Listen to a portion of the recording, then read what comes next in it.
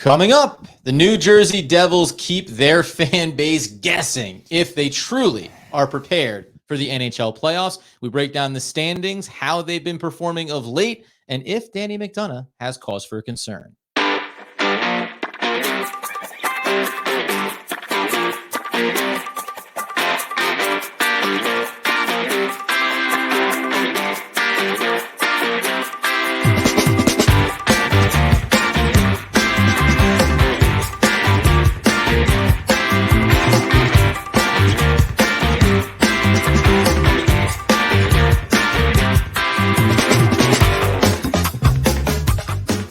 Oh, yes, my friends. It is the Devil's Puck Luck podcast where we are your host over here, Adam Armbrecht, covering your Brooklyn Nets on the Locked On Nets podcast with Doug Norrie, your New York Football Giants with Andrew Makowitz on the One Giant podcast. And right here, covering your New Jersey Devils with your friend and my cousin, Danny McDonough. How are we, sir? I'm a little nervous, man. As you should be. I'm a little nervous. That game was not the outcome we needed. I'm not gonna hold up the sign like last time where Jack is back, baby. Yeah, because maybe it doesn't matter as much anymore. No. And I'll be honest with you, since we've launched this podcast, I like to dabble, do some of the parlays and whatever. And I'm not making big bold predictions about things, but immediately after the last game there against the Islanders, I thought 100 points for Jack. I just doesn't seem like that's realistic. I don't know if this team's going to break the franchise record. They did make they did set the franchise record already for come from behind wins this season. They did 25. Yeah. Nice. Which, if you think about more than half their wins, more than half their wins now are comeback wins. Which 46 total, which kind of goes back to the point that they are overachieving this year, right? So yes. I mean, having those comeback wins are awesome, but in years to come, I don't want to have that many comeback wins. I just want to win games. So let's briefly talk about the Islanders game. By the way, nice glasses. I really enjoy them. I actually forgot you were wearing them. So did I. Yeah. I can see a little bit better now. God, it's bright in here. It is bright. Just a disappointing. It's just the lack of consistency game to game is frustrating. And let me assert this, and you can talk about the game however you want to if you want to bring it up. But I think the problem that I have watching the Devils is the games where they have some warts or show some of their areas of struggle, but win, you want to go, yeah, all they have to do is clean up a couple of these areas. No, turnovers in their own zone, be a little bit more physical on the boards, But when they lose a game, then you go, this is the problem. Because how often do we say it's either they win the game with a couple of areas of concern, that's true of a lot of NHL teams, or they lose, and you go, well, we got two problems now. Yeah, I mean, everything's compounded by the fact that the Rangers are nipping out our butt, right? They're going to be 2 points behind because they were up 4-2 last I checked. We're recording this. It is Tuesday. That's right. Night. And it's the third period of the Canes game playing the Lightning. 4-2 Rangers are up. 4-2 Rangers are up in the third period. And looks like the Lightning might beat the Canes. So, it's like I said, it's the fact that the Rangers are playing some of their best hockey of the year. Igor Shesterkin looks a lot better than he did in the beginning of the year. Yeah. Devils have the concern now just not losing the games, obviously, and talking about their performance, but now they have to be more worried where they're going to end up in the standings. We always talk about the fact that it doesn't matter, just get in. We'll see what happens when they get in. But, we're playing not great hockey now. It's just, let's call a spade here. We're not playing well. And my concern is the inconsistency, but more importantly, the physicality. It's such a huge thing. We got absolutely dominated physically by the Islanders. Yep. And a team that has veterans on it. And, and that to me is the thing where youth can be a positive for you. Sometimes you end up overachieving in the face of what should be odds, that you shouldn't be able to overcome. Yeah. But then the other side of it is, like, when you think about the playoffs, it's just veteran heavy teams, and being able to go to that reservoir, like we talk about with Palat, that's one guy. Yeah. Teams have 3, 4, 5 of these players with a lot of deep playoff experience. Let's just start there. The physicality that the Devils, that you're going to see throughout a hockey season and then in the playoffs, that to me is the thing that isn't going to change. Like, the Devils don't have, not turning the puck over, you can clean those things up. Crisper passing, you can clean those things up. I'm going to get to another issue, a big concern that I had that came out of this Islanders game. But you're not going to get more physical. They don't have anybody that's going to play more physically for them. And I do just worry about whether or not they will be able to overcome physicality and then play their style consistently in a 7-game series. I agree and I don't agree at the same time. I agree in the sense that we're not an over physical team like an Islanders. Agree? It's difficult, right? Because you got to think about it. The BMW line, we're missing Bastion. Bastion is a physical force on the fourth line. Wood's a physical force. McLeod throws his body around well too. Palat throws his body around well, but he hasn't been doing it as of late. If you watch the last, about 10 games with Palat, and Timo's going to throw his body around. I think it's just a matter of really honing in. The coaching staff needs to let these guys know, hit everybody in front of your net. I mean, hit everybody. The fact that Kyle Palmieri did a 360 around the net and scored on that backhand, I was ready to throw something against the wall. That is so atrocious. The fact, listen, Devils, 95 teams, 2,000 teams, 2003 teams was built on defense, and no one was getting in front of our net. Those Stanley Cup teams.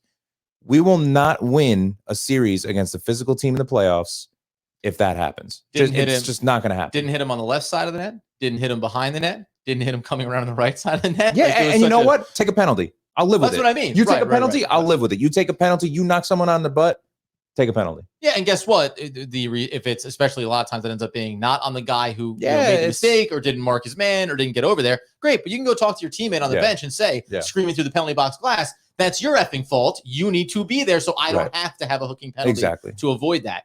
The other thing in this game, because Vitek, there was a moment there where I thought he was injured. Oh, yeah, I remember you talking about it. And it bounced back almost immediately, and it was a kind of a non-issue. But it immediately triggered my thought of, okay, so the other side of playoff hockey is goaltending and getting hot. Do we have, and we've said this before, do we have a goaltender that's capable of going on that streak right now between Vitek and Blackwood? We know that Schmidt got sent down. And do we think they can get on the run? Right? Like the consistency hasn't been there in a while for them. But then when you talk about a goal like Palmieri's, it's like, that's not on Vitek. No, that's not on Vitek. So that's a hard, I think, balance here, because it's probably hard for a goaltender to get that hot streak heading into the playoffs when you don't get a couple of games where your defense actually does a lot of the work. Yeah, we have above average goaltending right now. We do. And to me, that's good going into the playoffs, and Vitek can get hot, and I think he will get hot. I think he's going to play great going into the playoffs. You right there, buddy? You're just testing it. Oh, all right, just making sure it's there. Yeah. But no, I think he's going to play great going into the playoffs. I'm not concerned about it. I think that he can steal a couple games in the playoffs. I really do. I just don't think that we can overcome losing a few games to a veteran team, because they're going to play the neutral zone trap. They're going to be more physical than us. And to me, I'm looking at, you play an Islanders team, you get the number 1 seed and play the Islanders team, we're going to struggle against a team like that. Yes. Sorokin was unbelievable in goal too. And he is, he's up for the Vezina. He's going to be in the conversation for the Vezina. He's going to steal games, So to me, my concern with the way we're playing right now is, listen, we had the bad streak in December. Mm-hmm. You're going to have bad streaks throughout the season. Overcome it. This Ranger game, it looks like we're going to be playing for that second seed on Thursday, to basically the Rangers could tie us up if they win that game. You got to come out on Thursday and you have to be a different team. This has to be a game 7 of the playoffs for the Devils. That mentality, going in and feeling like it is a must win, because you need to dominate that game, not only to get the confidence back, but more importantly, to show that physicality, because the Rangers are going to bring it on Thursday. You know that. Yeah. 2-6 in their last 8 games, 13 goals across their last 3 games given up. They won 1 in between there. Mm-hmm. It was just funny because I had the schedule up, and it really was the Canes game. 3-0. Yeah. That was the moment where it was like, here you go. This is what this team can be when they're doing it defensively, when the goaltending is stepping up those big spots. And it's funny too, because you mentioned this game against the Islanders, where once it's 5-1, you get it. And there's a lot of mistakes on the defensive end that you're going to end up putting your goaltender in bad spots. But it's like, I think that's probably what I want to see over these last handful of games is, can Vitek carry the team for a half a period when they're struggling, and then get clicking and then get moving and start to see that turnover. The Islanders game, I'm almost willing to brush aside as being they could have played the worst team in the league. They might have lost that night because they just looked off. But don't you think that Vitek made some great saves in that game? The second period was horrible against the Islanders. It is, yeah. So I think he kept them in that game. And to be honest with you, I don't think the Devils played really. It's 3-1 going into the third. It was 2-1 going into the 2-1. No, it was 1-1, right? Oh, no, they had 2 empty netters. It was 5-1 was the final, yeah. So it was 2-1, and then the Islanders scored. You're right, Palmieri again. Yeah, you know what? But you know what? Great example. I'm talking about wanting consistency from Vitek, understanding the problems in front of him, and then you go back and you look at it and you remember the team was playing terribly, and they were down 2-1 going to the third against the Islanders. They played terrible second period. They played a good first period. It was an even game. You know, it's like you look at that game in the first period and you're like, all right, listen, tough game, hard fought game. Keep it going. Get your chances.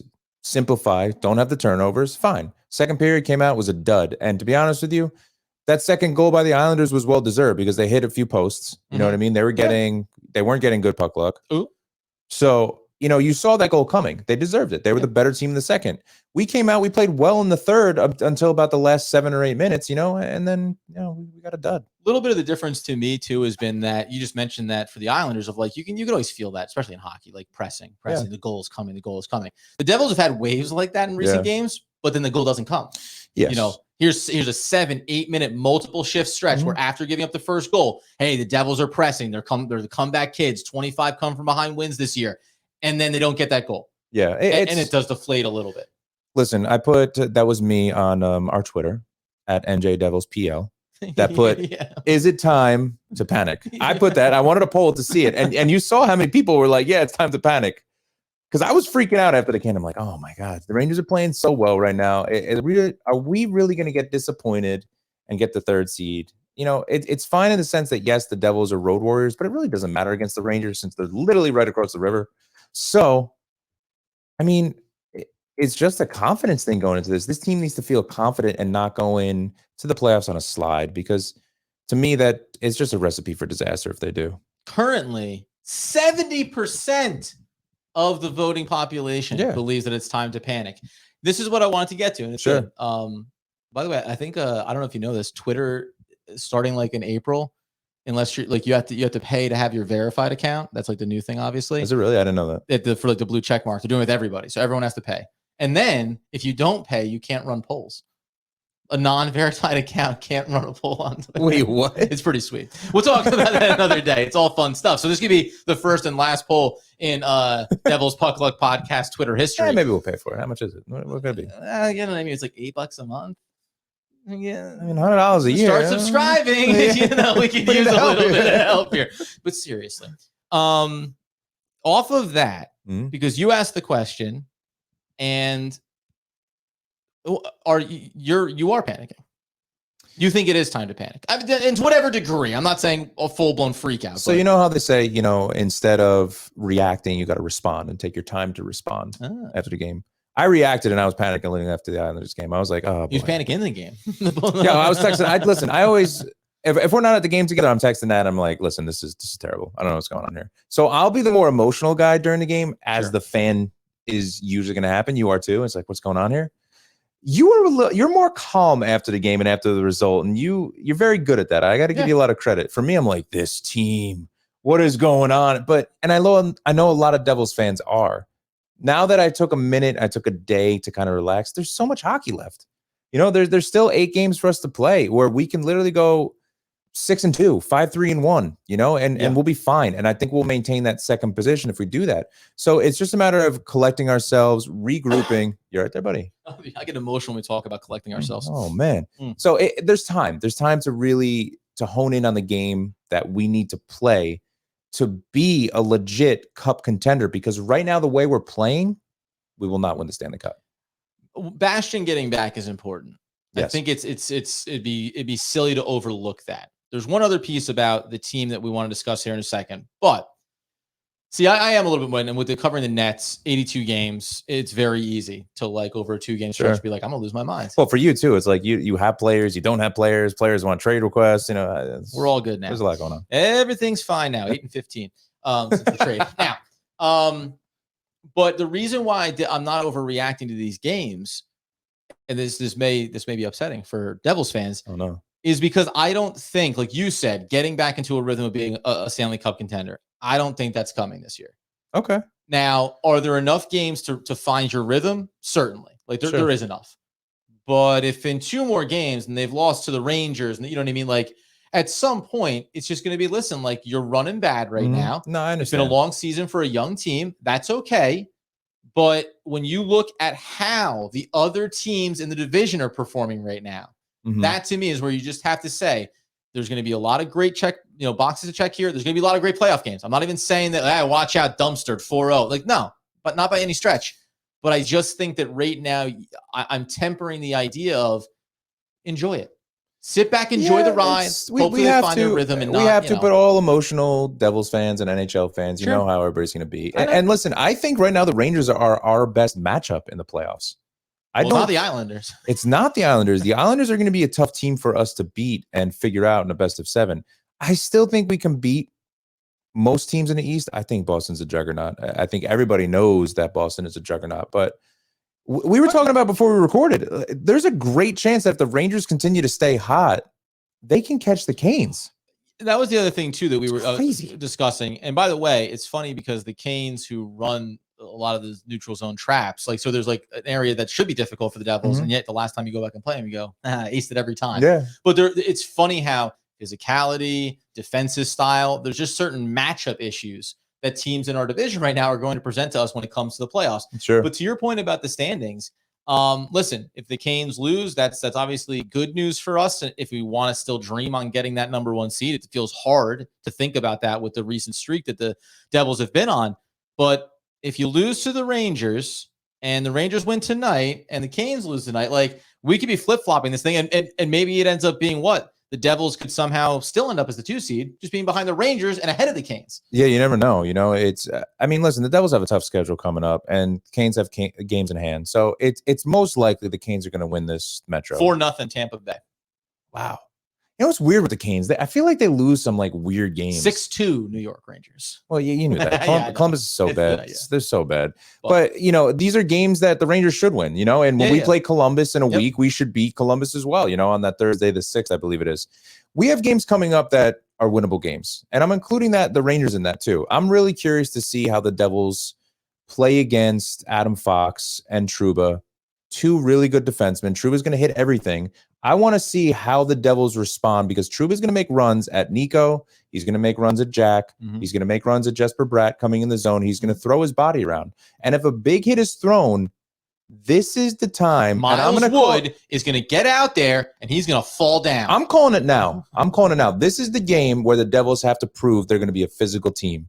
Trouba's going to throw his body around. I want to see an all-out brawl on the ice if one of our players has a big hit. I don't care if we get misconducts. I don't care if we have more penalties. We're down 2 men. I don't care. I want this team to show that they are physical, that they will stand up for their team, and they will not back down. And that's the thing that I'm missing from the last 3-4 weeks of Devils hockey. I'm missing that. I'm missing that grit, that you can't F with us kind of mentality. Like, this is who we are, and we're going to protect our players. And it's funny, too, because you can make the case that even though the Devils are not the most physical team, talk about, I want an all-out brawl. Oh, it's good for hockey. But say that happens, the Devils in 4-on-4. God forbid, I don't want anybody to get hurt out there. No. You know, brawls where everyone walks away fine. And, you know, it's all good, but it's just about sticking up for teammates and, like you said, setting a bit of a mentality. The Devils in 4-on-4 hockey, the Devils in space and more open ice, like that can actually benefit them in some of those instances. So it's one of those funny things where, like, you'd say, well, don't feed into what other team, they're going to play physical with you. And that's not your style. Don't buy into it. But there is the world where if the right players in one of these brawls go off the ice, then the Devils can maybe capitalize on that. Again, I'm going to wait and see here. I will say this home game against the Rangers is massive. You go on the road against Chicago and Winnipeg after that. How they play in this game, I've said this before, win or lose, how they play in this game really matters. You can make the case the Islanders game was still a very even-ish kind of game going to the third period, and then it falls apart. So the score line can be misleading. But that's what this needs to be. Yeah. This needs to be a grind-out game. I need this thing to be close in the final 2 minutes of the third period. I can see a 4-3 type of game. You know, I really can. And I think it's going to go back and forth. The Rangers are hot right now, you know, and they're on top of their world and on top of their game, you know, and they're going to feel that confidence going in, and we got to shut it down quickly. We always talk about fast starts for the Devils. This is the game on Thursday that they need to start fast. 8 games left. At what point, to your polls question, 2 more bad games? And is it like, hey, it is what it is? Or is there a point for that? Or could you see them the last 2 games against Buffalo and Washington? They look like they kind of figured some things back out. Oh, because the other big thing I want to ask you about is, you can answer, can they find that rhythm again in 2 games before the playoffs? But also, you've been taking issue with what Ruff has been doing, defensive and offensive bodies. A lot of people have, and I want to make sure that we got to that because that's been a point of contention for you and for the fan base at large. Please stop playing 11 and 7. I don't want 7 defensemen out there. I don't know what he's doing. There's no consistency to the lines. There is no reason to double shift Jack. There's no reason to double shift certain people on that fourth line. There's no fluidity or consistency on any of these lines because they're constantly playing with different players. They're shuffling constantly, have set lines, stick with them. And this isn't even up for conversation anymore. Ball is and has been the best defenseman for the Devils in the last 3 or 4 games. Sure. He's played great. Sit Smith down. He's your odd man out. He's slowly skated. You see it really is funny because I'm not even busting his chops.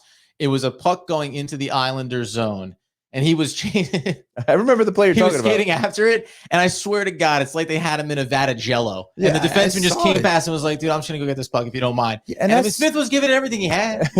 But that's the thing, man. It's like you tried the experiment with the 11-7. I get it that Ruff stuck with it because of the Senators game. They did it, and they were successful and won the game. Mm-hmm. It's not going to work. And what do you say to the idea when we were watching the broadcast the other night? That when Ruff has done in-game switch-ups in terms of line combinations, it has, over the course of the season, benefited the Devils. They've worked. They've been disruptive for the opposition. They've created different looks. That's fine if it's like 2-0, we're down, or, obviously if it's working, we're up 2-1, 3-1, you don't change the lines. But if we're down 2-0, I get it, to see how it works out. Mm-hmm. But you have to at least keep the guys together on the lines just to get some continuity during the game. When you're jumping back and forth, there's a sense of your winger. There's a sense of your center, knowing where they're going to be, how they're going to play behind the net, so it's just. Who's going to pick up Paul Mary when he's getting I don't know about you guys out there, but that was like one of the most nauseating feelings I got watching a Devils game. I was just like, someone just cross-check him. Like, take a penalty I don't care. Just cross-check him. Get him out of he's doing a 360 behind the net. You can't hit a senior citizen like that. That's not nice. Listen, he's only 30, 4? You knew he was going to have a good game and Parisi was going to have a good game. So one or the other. You knew it was going to happen. That's the way it works. Yeah, I mean, listen, man, I don't want to sound like a slightly deflating balloon around it, but it's just you have 8 games left. Either you're going to show it or you're not. Yeah, no, and that's really what it comes down to here. And we can talk about, hey, the first 2 periods against the Islanders were good. The third period was bad. Okay, fine. That's still the result. To go back to your panic question, is if they lose to the Blackhawks, who are one of the worst teams in the league on Saturday night. A lot of young players on that roster. Don't care. We lose. Say we lose to the Rangers and then we lose to the Blackhawks, I'm panicking. Yeah. Because you got a big issue. Then you're going into Winnipeg to try to, they're second in their division. You know what I mean? So you're going to go into Winnipeg, try to beat them. You got a problem if you're going to lose those 2 games. So listen, I'm still confident they're going to be fine, right? Okay. I'm confident they're going to be fine, that they're going to get their game back and they're going to do things that we want to see. Mm-hmm. But like I said, I think that physicality Thursday against the Rangers is massive. You got to be willing to show it. I mean, whether you're one of the better teams at it or not, you have to show that you are willing to do it. This is probably the most emotional you've seen me on any episode. Probably, right? Yeah. Like I the reason why I am, because I wanted to record right after the Islanders game. I thought that would have been terrible. That would have been fun for everybody. Oh, I would have just been yelling. Like the mic would have had to been here. Yeah. You know what I mean? I can't even keep the mic near. And by the way, the panic button would have already been pushed. Oh, so you can't unpush it. Big red button, panic. Yeah. But no, listen. I wish you get one of those. We really should, actually, when it's time to panic. Can we do surprise me? Doesn't need to be next episode. If not hockey, I think we need to do yeah. We haven't done that in a minute. Few more people. I haven't done Jack Hughes yet. I got to think on that one. Yeah. Haven't done Hughes, maybe McLeod. Maybe we'll bring him in. Speaking of McLeod, is something that the Devils struggled with too against the Islanders. Yes. Is if you look at their faceoff percentage, they struggled. That was the other thing that I thought about in this game before we get out of here. And this was, I think I said it over on the Twitter machine. If you're following us there at NJ Devils PL, you can enjoy some of my comical quips, or Dan asking, is everyone going to freak out and die? I'm pretty sure people can figure out if it's me or you posting on that page. Is that true? Probably by now, just because you can kind of see more the emotional tactics if it's me. Or just like observational things that I've noticed in this game. It looks like they're struggling on the boards. I can't believe. I think it's because you use all caps. That's the problem for you. Do I? No, I'm kidding. In this is something that I mentioned though. In this game, when you went back and looked at the stats, and I know the third period, again, it's going to skew these things a little bit, but some stat lines just flat out matter. They're indicative of what happened in the game. Devils got outshot in this game, almost doubled up on hits in this game, lost 31-22 on faceoffs. That's 58% to 41. Right. Power play opportunities. They actually had more, but they didn't capitalize, had the shorthanded. This was one of those things. Block shots 19-15 in favor of the Islanders. The giveaways were actually in favor of the Devils 8-13, but seemingly when the Devils give the puck away, it's a critical giveaway. It's not a careless, neutral zone, whatever. My point being was coming out of this game, it was like, you can always talk about it when the Devils come back in a game against the grain of the stat line, they got the win. And that allows you to gloss over the fact that you lost in this category, that category, etc. When you look at a game like this, even if say it had been 3-1, let's call it reasonable, right? Empty net goals, take them away. 3-1. When you go and look at this, you'd say, yeah, you're going to lose most games on box scores like this. You're going to lose more of those often than not, 3-1, because you're not winning in critical categories, especially when you know you're going to lose the hit battle more often than not. But face-offs is something we're supposed to be capitalizing on with consistency. Exactly. You hit it on the head. I mean, and the reason why we have 25 comeback wins is because we could be down in stats like that, but we have Jack Hughes, we have Jesper Bratt, we have Timo Meier, so we can come back on teams and win these games. But you're seeing it now. The consistency of winning those games is going to slowly slide. You can't hold on to that stat of being behind on all categories and win games consistently. It just can't happen. The face-off things I'm not worried about. The face-off stat I'm not worried about as much, just because the Devils have been great with face-offs all year. The hits, I'm worried about. I'm worried about it. I want that to be more of an even number. Like you said, still play our game. Don't go out of your way to try and be physical and give up pucks and turn the puck over. For the Devils especially, for everybody, for you and for all NHL and Devils fans out there, watch. The Devils are probably the worst team when it comes to their turnovers are coming when they're exhausted on the ice. And I've been looking at it. You talked about a lot about shifts and I feel like some of the line changes aren't fluid, and a lot of the turnovers are that pressure and that hurry to get off the ice and making just ridiculous passes in the defensive zone or in the neutral zone. So it's something to keep an eye on. I've noticed it more and more over the last few games. Here you go. Last stat that I'll give you, which really matters a lot, just driving home this point. That 3-0 win over the Canes. 32-23 outshot. Face-offs 32-19 in favor of the Canes. Block shots were 14-17. It was a good game for that defensively for the Devils. And the giveaways were 14-10 in favor of the Canes as well. I had a lot of takeaways, by the way, the Devils did in that game. But there's an example. But we had the lead. We had the 3-0 lead, and we tightened up defensively for that whole third period. The shots is a big difference there. It's why some of the blocks are going to be even higher for the Devils on that side of things. Game script is going to dictate the way these things finish out. But it's just another example of, like, there's a game where you're losing faceoffs. That's not about, tightening things up and wanting to be defensive. You were losing faceoff battles there. You're only, one bad bounce of the puck away from things going a little bit differently. And it's just one of those things. You win a game like that 3-0 against the grain, you don't want to overlook the things that you still need to improve. We talked about in that game, though. They were very physical against the boards. And that was that's been a job. You're right. You know what? Be quiet. That's another really good. It's a really good point about, because when we go to games, you've gone to a ton of them all this year. I've gone now to a pretty good amount, actually. I'm very happy with how. You're coming with me on Tuesday the 4th. So I'll be there on the 4th. And then, that was a game where I was like, right, you don't think about them being able to play physically. But you know what a lot of it was too? It was holding the puck up against the boards. We talked about the throwback to, like, the old school Devils teams that were so good, working with their skates in the board, just occupying space there, holding it up for a little bit. Those things happened in that game in a way that almost, my closing thought for this episode is going to be, did the Devils collectively, with all this youth, show up to that Canes game and say, this is the one where we make the statement of this team that we've been trying to chase down? And everything since then has been, can we catch our breath here? Can we get back up to it? Do we exhaust ourselves in that moment? There's a lot going on right now. And I think, again, this is a young core. They're not used to the 82 game grind. A lot of that is the reason why we're having our struggles. And again, we've talked about this so many times. Just simplify your game. That's really what it's about. Be strong on the boards, be physical against the Rangers, and we can win this game. Devils going to win? 4-3 Devils in overtime. Wow. No shootout. Wow. However, the Rangers will probably try to keep it away from us. Kane's going to miss the net. Okay. Wide. Jack Hughes is going to score the game-winning overtime goal. 4-3 Devils. Those are an incredibly specific set of circumstances that are going to play out. Dude, if that happens, we're going to Vegas. Oh. We're just going to put, like, all our savings on black. 50 is how we do it. We're going to Vegas. If this happens, we go to Vegas immediately.